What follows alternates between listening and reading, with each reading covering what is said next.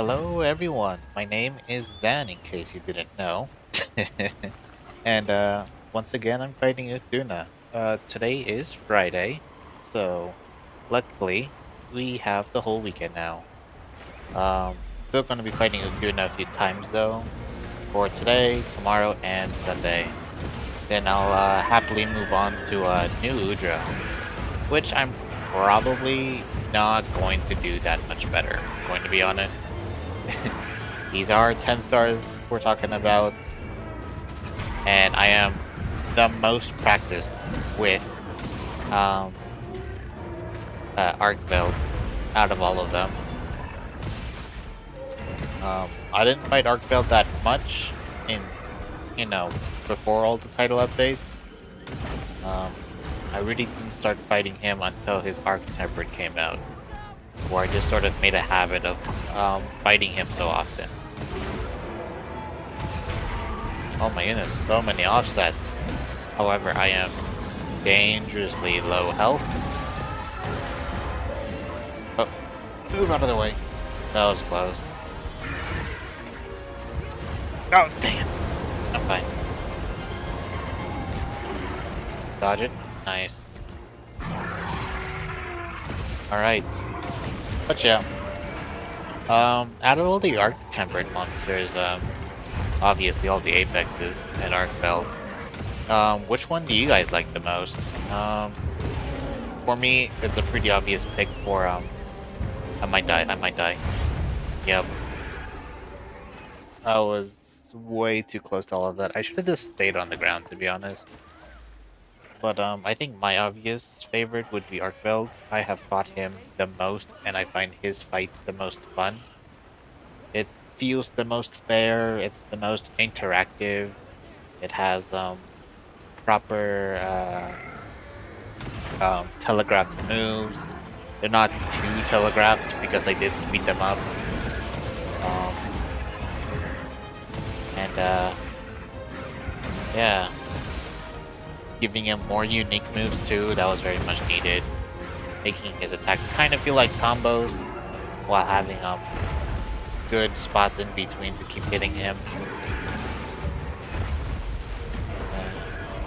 While other monsters like Raydao, he got like a gimmick given to him. He didn't really get much different though. He was technically given combos, but to his existing moveset, so he just sort of connected them more, which is alright. The aftershocks are really annoying though. I think it's just with how big they are, and especially his downward strike is the most annoying because it's way too big, I don't find it fair, not very intuitive, and even when I'm like out of the way, I still get hit by it because the visual is smaller than the actual hitbox, which is terrible game design, by the way. You don't make something visually smaller than the hitbox. It goes pretty bad very frequently for attacks that don't properly show what's the danger. Alright. My Palicos got his attention. We're gonna heal up. Even buff up. Might as well do a quick sharpen. We're gonna throw on our mantle.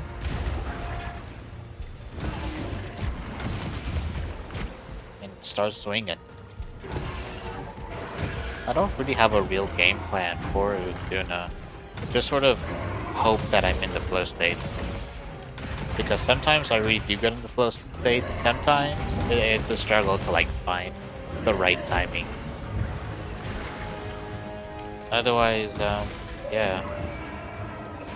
Once we get around to Proof of a Hero, and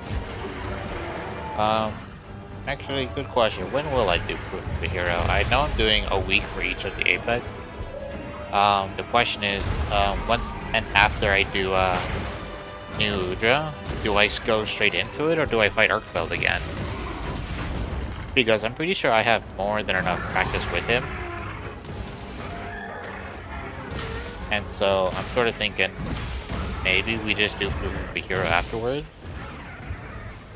We try and do Proof of a Hero maybe for that whole week. And if I by chance still fail it, maybe we'll fight all 4 of them again and then try in the weekend Proof of a Hero, maybe? I don't know. Do I do Proof of a Hero after Nudra, or do I do another week of Ark-Tempered? Uh, Interesting question. I got time to think about it. I'm not in a rush. So it'll be fine. Whichever I do.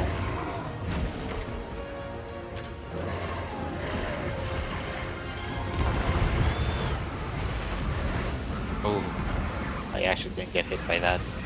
Crazy. I very often get hit by those falling boulders. Ooh, 1,000 damage on that wound. Nice, good offset. Cancel him and let me do damage instead. We'd like to see that.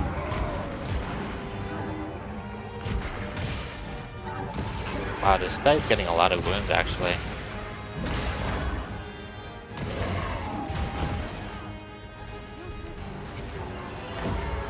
Oh.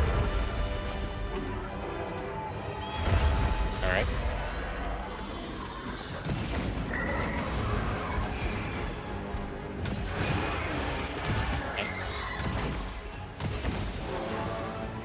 Alright, that was too early. Okay. Oh.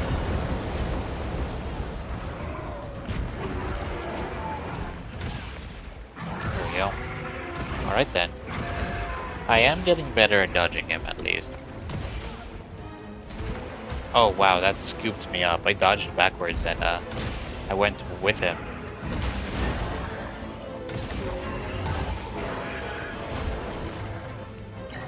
Careful, he looks angry. Thanks, Palico. I know that. Oh yeah, speaking of the Palico, how many of you have it to where he speaks English? Or just your language at all? I find it really funny.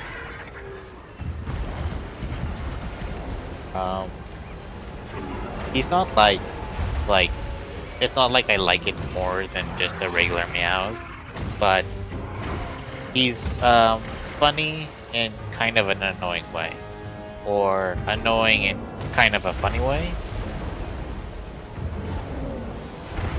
Wow, I did the offset, so, I didn't, I poised through his attack, but I still died. I had Guts activate, and my Hunter didn't even flinch. Thanks, game. Like, at least let me take reduced damage, because that just one-shot me.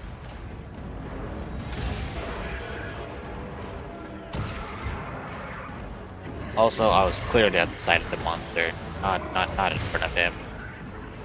But I guess having directional hitboxes is sort of really difficult. You just sort of have hitboxes in general, and you kind of move them around as you go. Game design is difficult, to say the least. I have been tempted to make a game. I have messed around with like Godot and Unreal Engine.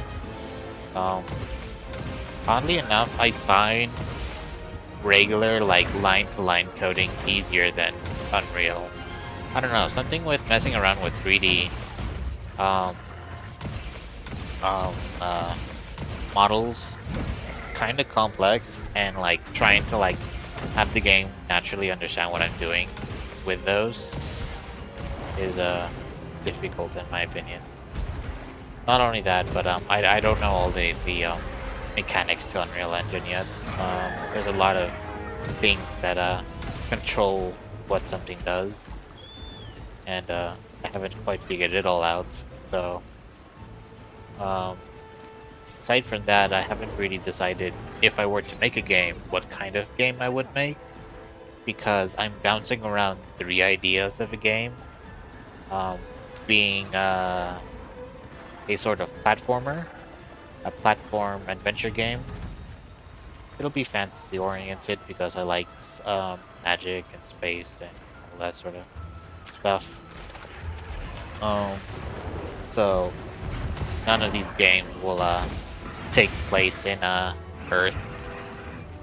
Earth is too boring for that to make a game, and so a platformer adventure game. Another game that I thought about is a racing game, and racing game would be inspired off of uh, um, the hoverboard sort of technology from Treasure Planet. If anyone's seen that movie, um, shockingly, from what I've heard, the movie actually did poorly, but I very much like the movie, and everyone who I've talked to that knows about it like it too. I don't know that many people that don't like the movie. It's sort of you like it or you haven't heard of it sort of thing. So I'm very tempted to make a game with that sort of hover tech of as inspiration. And then the third game idea is a sort of not sure what to really consider it yet. It is Monster Hunter inspired, but there's also inspiration elements from a looter shooter. I'm thinking of making the game more shooter oriented. This game already has all the bases of melee weapons. So I was thinking of making one with a more in-depth system on ranged weapons and making them more special. Because this game does not really make your guns feel special. So if I were to make a Monster Hunter like looting type of game, I would definitely make it make all the guns feel extremely special and unique.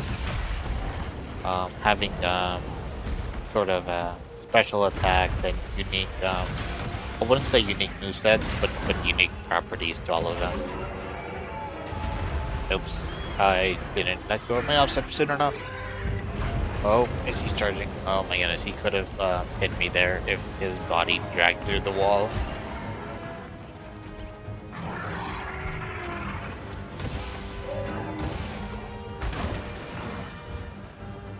Now, in this build, I do use 4-piece Gogmazios, and I feel like that's very necessary due to how often I get hit.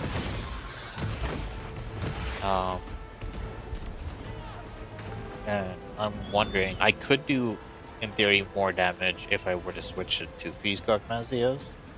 Just have a small damage boost to my element and have more of a and switch my pieces around to do more physical damage. I probably get more out of it since I'm fighting so many monsters that aren't necessarily weak to dragon.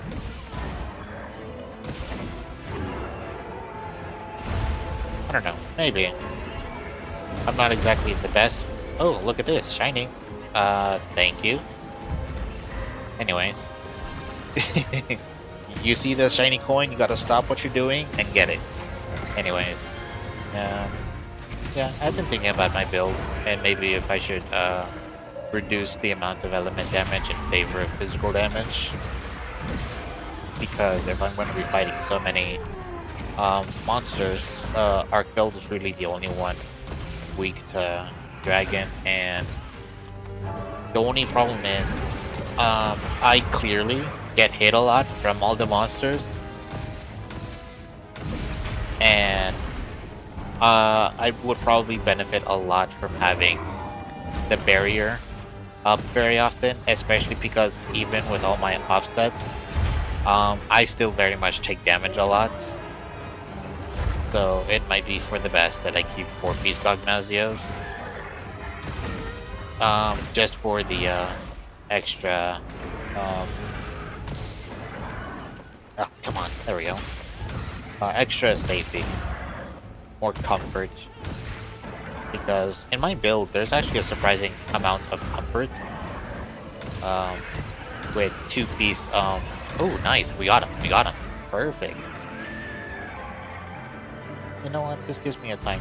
The opportunity to look at my build. I've talked about it before. But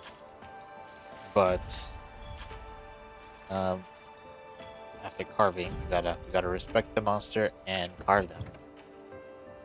Yeah. So I got chest piece, arms, and waist are my choices. And I'm thinking if I were to switch to 2-piece, I'd switch out the chest piece for maybe Vulgar Engineath for the extra stamina. Having the extra stamina would make it easier for Maximum Might to stay active.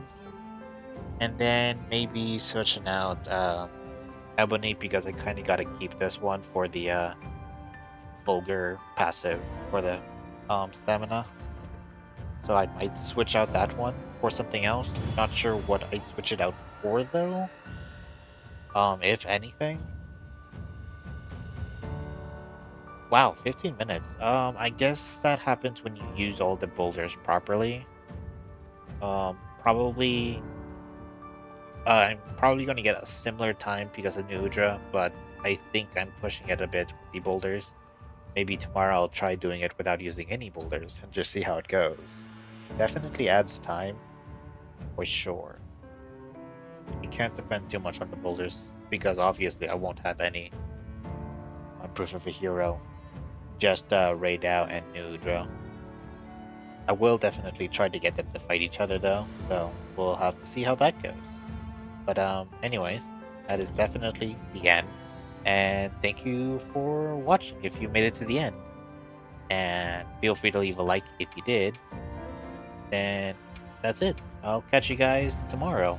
Thank you very much and goodbye.